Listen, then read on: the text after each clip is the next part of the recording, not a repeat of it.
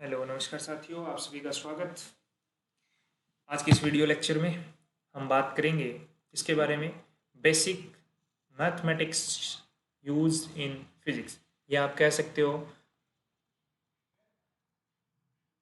Mathematics tool.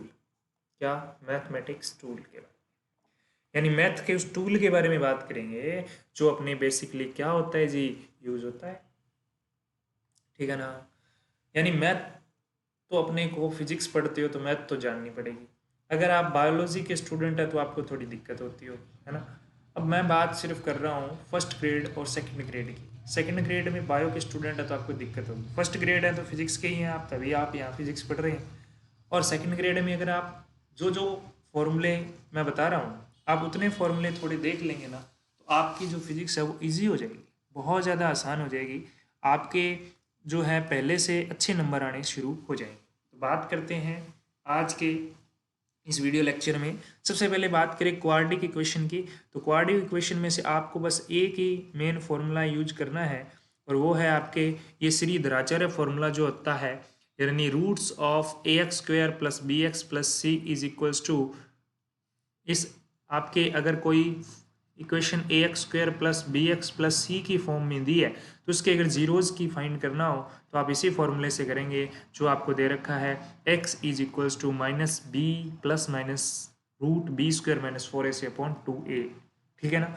और सम of roots की बात करें, मान लो दो दो रूट है, अगर आपकी द्विघात है, पोलिनोमियल है ना। द्विघात का मतलब होता है आपकी पावर जो है वो 2 है। कौन सी पावर है इसकी, कितना है, 2 है, तो इसकी 2 पावर है। इसका मीनिंग ये हुआ कि इसकी घात कितनी, 2। 2 है तो इसके रूट्स भी कितने होंगे, 2 होंगे। उसके कितने शून्यक होंगे, रूट्स का मतलब होता है शून्यक, या मूल भी बोलते हैं। क्या बोल सकते हो, मूल बोल सकते हो। ठीक है ना। तो जिसकी जितनी अधिकतम घात होती है, अधिकतम क्या होती है जी, घात। घात बोल दो, या इसको क्या बोल सकते हो, मैक्सिमम पावर बोल सकते हो।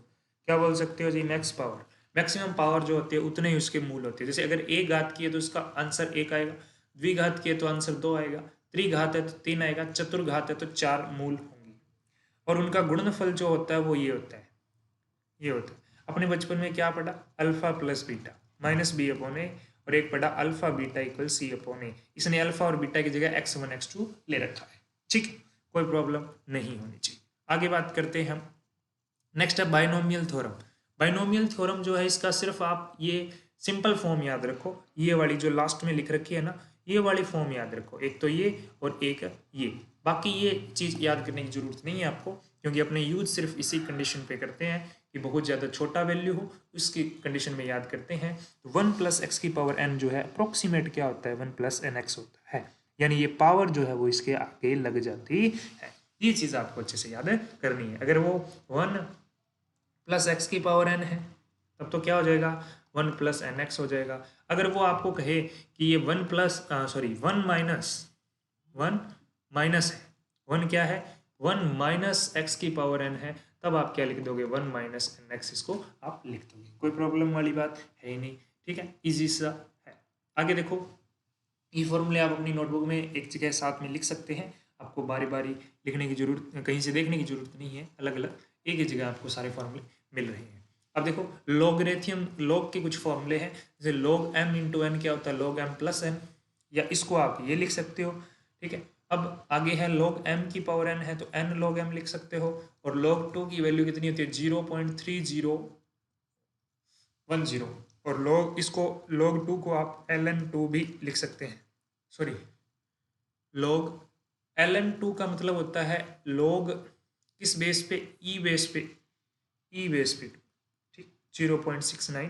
तो ये चीज़ आप अच्छे से याद रख सकते हैं। आगे है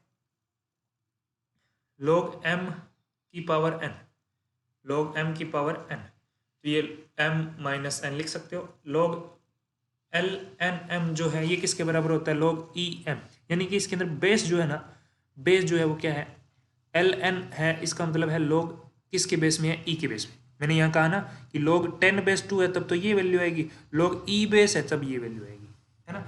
ये जो है ये 2 की वैल्यू किसके बेस में दी हुई है, ये ऐसे दी हुई है, log 10 बेस 2 दिया हुआ है, 10 बेस 2 है ना, तब आपकी वैल्यू ये आती है। log e e base sorry e base 2 है ना, तब आपकी वैल्यू ये आएगी। ठीक है। ऐसे यहाँ पे log 3 की वैल्यू तो ये है, लेकिन log e ये 10 बेस पर है और ये e बेस पर है, तो ये वैल्यू भी आपको याद करनी है। log 2 और 3 तो आपको बेसिकली याद होना ही चाहिए। आगे है कंपोनेंडो एंड डिवाइडेंडो थ्योरम। ये क्या होती है आपके, सिंपल सी है कि अगर आपको कोई इक्वेशन ऐसी मिले कि p बटा क्यू इक्वल है a बटा b के, तब इसको सॉल्व करने का मेथड है कि p plus Q p minus Q equal a plus B बटे a माइनस बी। इस तरह से आप इसको वैल्यू पुट करके सॉल्व कर सकते हो कि एक बार तो इन दोनों को जोड़ दो, एक बार इन दोनों को घटा दो और इसको डिवाइड कर दो। इस तरह से आप कर सकते हो, कोई प्रॉब्लम नहीं है ना। समझ गए होंगे बात को। आगे चलते हैं नेक्स्ट। आगे है अल्जेब्रिक एक्सप्रेशन। कौन सा एक्सप्रेशन है? अल्जेब्रिक। अलजेब्रा मतलब आपके जो बीजगणित है, बीजगणित ये फॉर्मूले, जैसे a प्लस बी का होल स्क्वायर बहुत ज्यादा यूज होता है, A square plus B square plus 2ab, और ऐसे a माइनस बी का होल स्क्वायर बहुत यूज होता है, A square plus B square minus 2ab। फिर a माइनस बी का होल क्यूब, तो a cube minus B cube minus 3ab bracket a minus B, और a प्लस बी का whole cube a cube plus B cube plus 3ab a plus B. इनसे एक एक और बना सकते हो। इससे क्या बना सकते हो? इससे ये बना सकते हो a क्यूब, मैं इसको थोड़ा छोटा कर लेता हूँ यार, ज़्यादा बड़ा है पेन, है ना।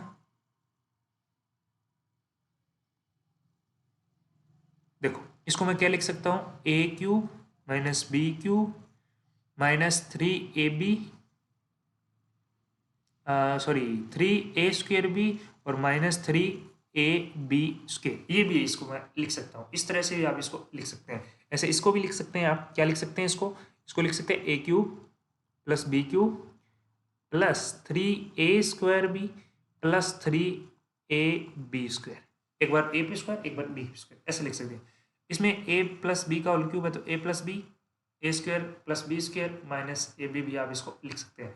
और इसको क्या लिख सकते हो, a माइनस बी को क्या लिख सकते हो, ए minus B A square plus B square. अब देखो इसमें क्या हुआ, यहाँ पे प्लस है तो यहाँ क्या आ गया प्लस, और यहाँ क्या आ गया माइनस, यहाँ माइनस है तो यहाँ क्या आ गया माइनस, और यहाँ क्या आ गया जी प्लस।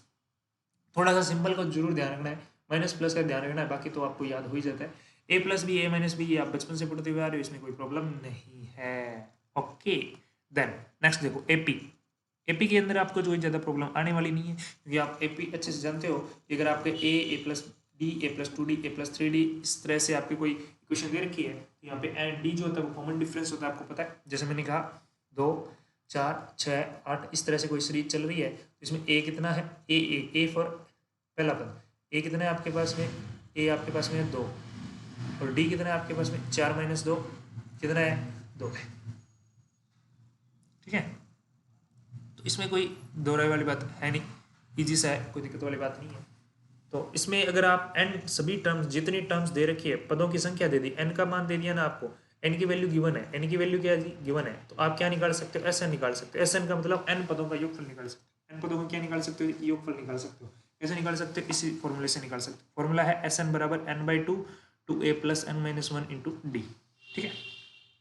नेक्स्ट बात करते हैं अपने, नेक्स्ट बात करते हैं, जैसे अब आपके पास में ये है, ये एक सीरीज है, इसका फॉर्मूला क्या बन गया, एन पदों का एन प्लस 1 बाई 2 उसी से बना है। ऐसे आप स्क्वायर करोगे तो क्या बनेगा, 1 का स्क्वायर 1, 2 का स्क्वायर कितना हो गया 4, 3 का स्क्वायर कितना हो गया 9। इस तरह से अगर दे रखा है तो इसका जो समीशन है वो क्या आएगा, N plus 1 2n plus 1 by 6 आएगा। और ऐसे क्यूब करोगे तो एन प्लस 1 बाई 2 का होल स्क्वायर आएगा। इस तरह से आप इनके ये डायरेक्ट फॉर्मूले याद कर लो। अगर सीधा है तो ऐसे वर्गों का योग करना है तो ये है, घनों का योग करना है तो ये फॉर्मूला हो जाएगा, ठीक है। तो ये आप याद कर लें तीनों फॉर्मूले, कोई दिक्कत वाली बात नहीं। अभी एक चीज़ और पढ़ लेते हैं अपने, बाकी फॉर्मूले अपने कल पढ़ेंगे, ठीक है। एक और पढ़ लेते हैं, कौन सा, जियोमेट्रिक प्रोग्रेसिव, जीपी पढ़ लेते हैं। एपी पढ़ लिया आपने, एपी हो गया, अब जीपी। एपी और जीपी में क्या फ़र्क है, एपी जो होता है वो तो प्लस डी होता है, प्लस क्या होता है जी, डी होता है। और जीपी में क्या होता है जी, पावर जो होती है वो बढ़ती जाती है, पावर जो है बढ़ रही है, A R square A R cube इस तरह से। और इनका सम करना है तो ये आएगा एस एन बराबर ए 1 माइनस आर की पावर एन बटे 1 माइनस आर, और सम ऑफ इन्फिनाइट टर्म है तब ए बाई 1 माइनस आएगा। ये फॉर्मूले जो है आप याद कर सकते हैं। इस तरह से आज अपने मैथमेटिकल टूल के इंपॉर्टेंट फॉर्मूले जो है वो जाने, कल अपने ट्रिग्नोमेट्री से शुरू करेंगे, ठीक है। मिलते हैं नेक्स्ट वीडियो में, तब तक के लिए बाय बाय, धन्यवाद।